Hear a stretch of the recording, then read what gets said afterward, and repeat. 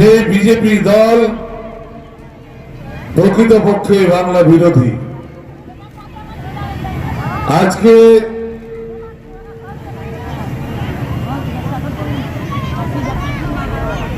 বাঘমুন্ডি বিধানসভার এলাকার এই মঞ্চে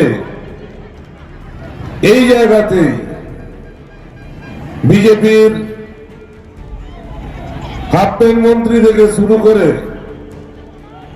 আপনাদের এই এলাকার সাংসদ থেকে শুরু করে সবাই এখানে মিথ্যার বুলি আওড়ে গেছে।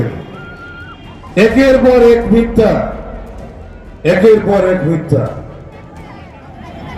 তাই জন্য বিজেপিকে ভারতীয় জুমলা পার্টি হিসাবে অনেকেই বলেন। প্রত্যেকটা বিষয়ে লক্ষ্য করবেন,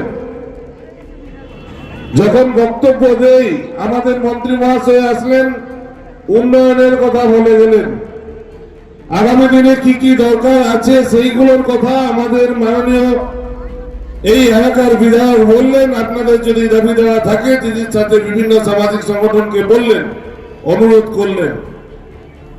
ওরা কি করলো? হাফপ্যান্ট মন্ত্রী বা সাংসদ ওরা শুধু কি করলো? ব্যক্তিগত ব্যক্তি সুশান্ত মাহাতোকে আক্রমণ করলো। আমার এলাকাতে গিয়েও আমাকে গাল দিয়ে এসেছে। ওরা বলছে রাষ্ট্রপতির ঘটনা টেনে নিয়ে এসেছিল আপনাদের সাংসদ। এই সাংসদ কি বলেছেন? নাকি আমি আদিবাসী বিরোধী। আমি একটা কথাই বলে দিই, আপনি যেমন একটা দলে বিলং করেন, আমিও দলে বিলং করি।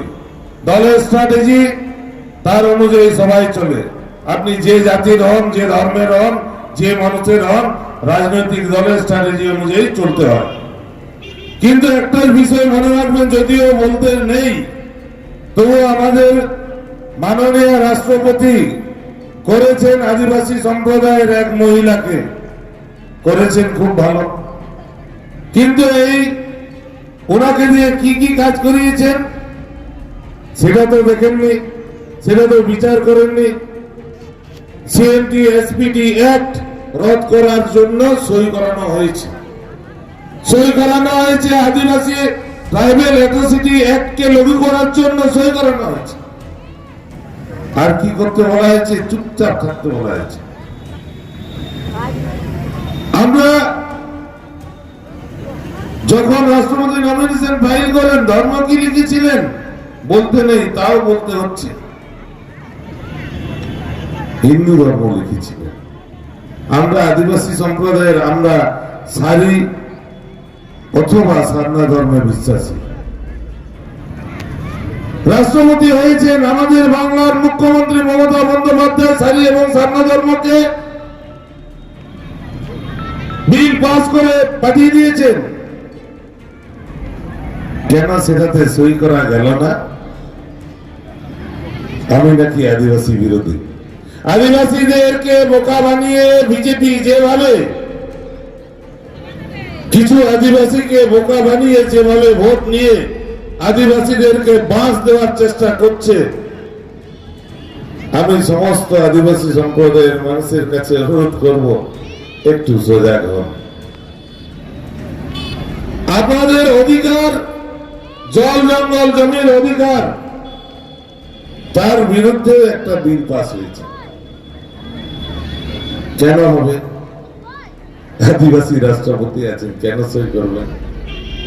অনেক কিছু বিষয় আছে, কিন্তু এগুলো বলার কথা থাকেনি। যেহেতু ওনারা বলেছেন, আমাকে তার উত্তর আমাকে বলতে হবে।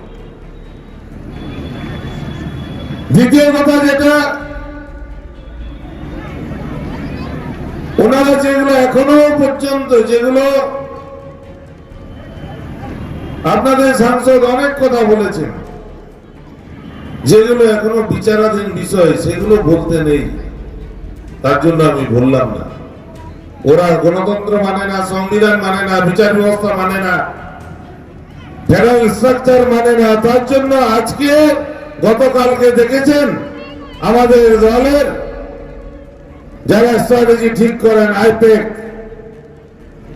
একটা পার্টি অফিসের মতোই তার উপরে হামলা করেছে।